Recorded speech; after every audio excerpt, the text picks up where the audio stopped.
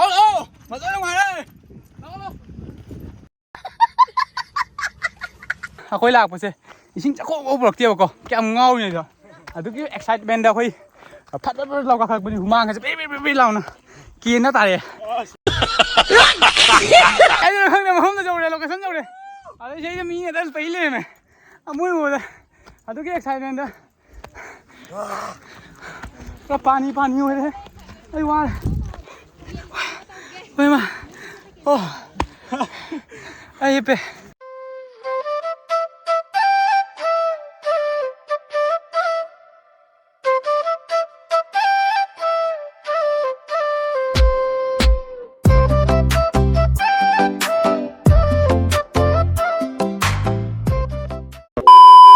Hello ma'am, ma'am ngasi de khoi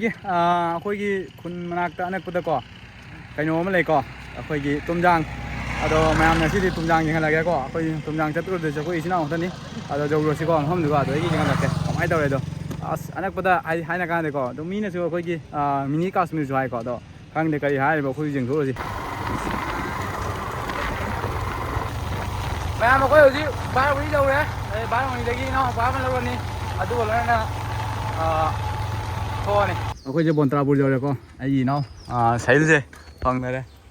hồi chơi này, buồn trà bùi ta lạc vào này cô, chơi bùi đây.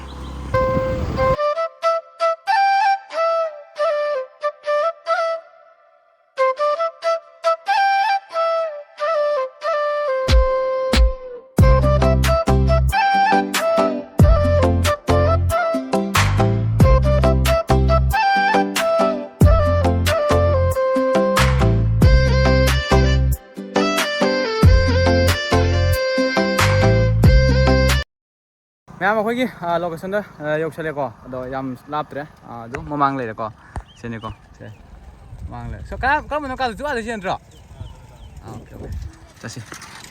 ai đi khang deu ko ai nau si ma ki cao rồi ko nó ma phổ lại quá lẹ ngang gì ai nau gì khôi dầu đấy chén đây để sang cái gì hôm dầu đấy là thế nào mẹ dầu chén lé khôi dầu đó rồi sinh đi tôi cho tôi này rồi sinh đi cho tôi Đâu. Hồi giờ sẽ tụi nó si cái tụi mà chắc khang khong mà chắc gì cả ai đi trekking tao cho tụi mình mà khôi lại sẽ cái nó không rồi mày làm khôi hay nào này cô đấy mi hí là hai khôi cái này nè cái này ba sao cái này hay nào mini Kashmir hay cô rồi ai cái này ba Kashmir đấy rồi đấy này khôi thấy Kashmir bờ cấm đấy đi Kashmir này thì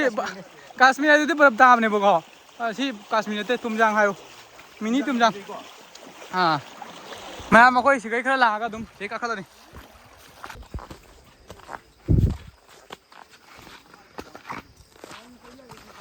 làm lâu hết ngoài dưới đi ngay si khôi như mấy thế này là ngay đi lạc sẽ mi đi cái số cái đi mi đi số mẹ em những hình vậy ấy khôi sẽ lạc những vậy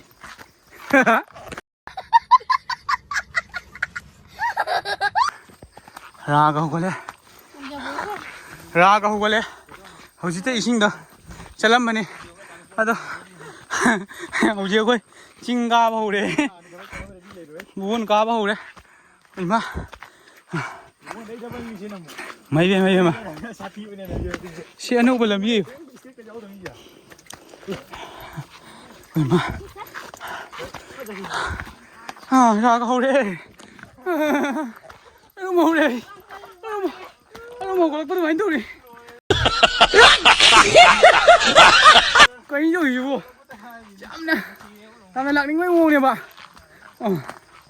rồi mày không gây là cái ngoài thì mà hôm nay tôi phải giáo với ai tên phải giáo tôi đi khang nghe come on hello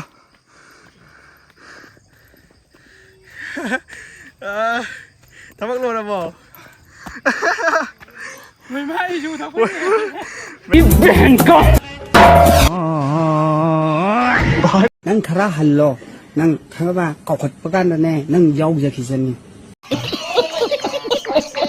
làm cái nó cá bầu đi xí đi cái máy tôi nó xí đi bộ nhưng mà cái bỏ nó lùi đấy không có cái thứ hai beauty à rồi mẹ beauty xe hai cái này để cô चखलसी Baba यादे kasi yauda hada si ni ko masak si ni ka si dukan am ju phambui tasing na maki nungai re aseng ba akhoi gi phana war su chingtam ha ba se ko natural loi phom ni na thek lak pa da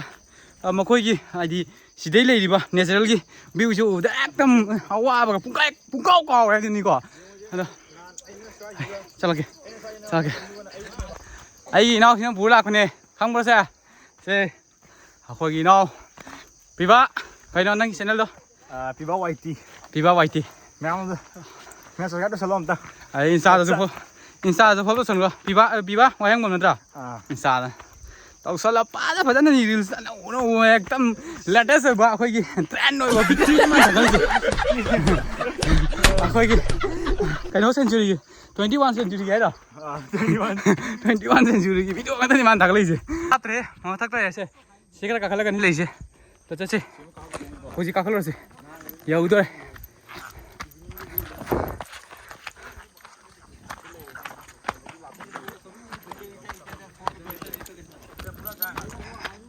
sekian jam angang gitu lah yang sih dong mau jaga kali sih ngomong as jung kali ya makanya jung tuh por ke thai sini angang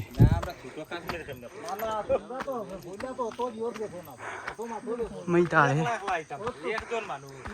nâng xa ôi má cam ngâm mì đó nhà dù là cái dùng ở cái gì ngâm mì dùng cỏ thường chỉ press up ni straight đi cỏ straight đi sumai straight thì press up ni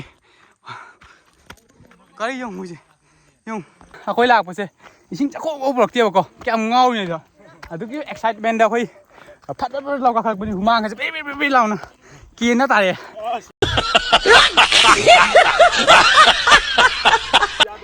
bung cho lại cỏ đúng không cái năm ra khôi lại chứ hay đi excitement đấy đây cỏ à tí cái excitement này chúng nó có chính là gì cái gì ấy nó không nào không nó đâu đây location đâu đây à đây thấy mình người ta phải lên này à mũi mùa đây à tí cái excitement đó cái pani như thế ấy quá ôi mà ô ấy पे रुको जरा सबर करो बोला धक्का बुक्की नहीं करने का आराम से लेने का हाँ bay thì sai pan trong bay thì nhưng mà mang đi xe kanana xe surya deva numit sih ngan truk pada pungan ngan sak kaja bro saya tahu itu sih over acting करता साला over acting की औलाद अब तेरे को बराबर होता नहीं क्या बोलने को चले एक काम कर 200 रुपए दे और 50 रुपए काट ओवर एक्टिंग के वजह अरे के देख सकता भजा थोई वो आएगा दे नोई भजा दे खंग दे भजा रे इथो में थका जाने पाए दे हुमांग पीपी कांग हुमांग लो ngang này cái gì bơ पाठुम मनम कला ने ai chale oi ma oh Krishna मैम तसिंग नमकी उमांग हिना बिरि लाउना काम दना एकदम पारा लाउना एकदम तारै मी को अदुबु हाइदि नुंगाइ बासे को kai हाइनि अदुके मथिक जे नुंसा जे से नुमिसे उरिदना को पाजा थिना जाइने को अदो सिदागी होगी कइनोगी वेदर नेचुरल की नुंसी छिनाइ दि करि हाइदना पुरा वाबगा पुंकाउ होले को पाजा काउरे लोइ काउरे लोक खुली लै मैम तुम इसे थाव ना कसंगा में फिर मंगल लाई đây là ba con này xin lấy sai cái đây cả अस फजरे मैम आई बुद्धि इग्नोर तो बिरो यार अब खोरा मुबा खोदि केमिंग बिरो न नसिम ठीक नो फजबा व्यू से मैम इसिंग थकी के यार इसिंग तको मैम तो ओन दोनि कइनो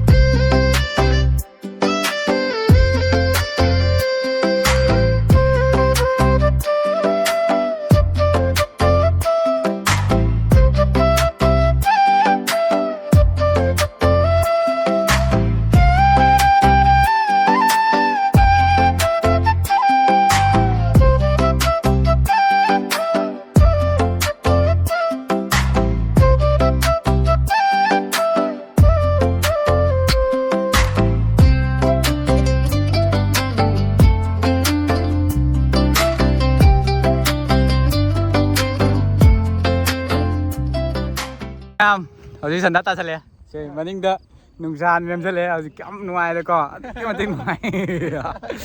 tức cái mà tinh ngoài còn nung sàn thì em sẽ làm bên nào gì vẫn coi thơ rồi kìa khơi houji sấy em mang gì mà mang gì rồi sẽ là cái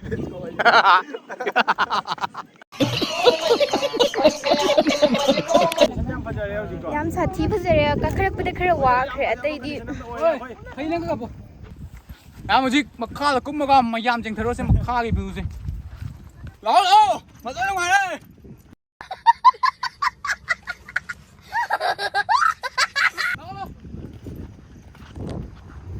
nào có những cái dâu kìa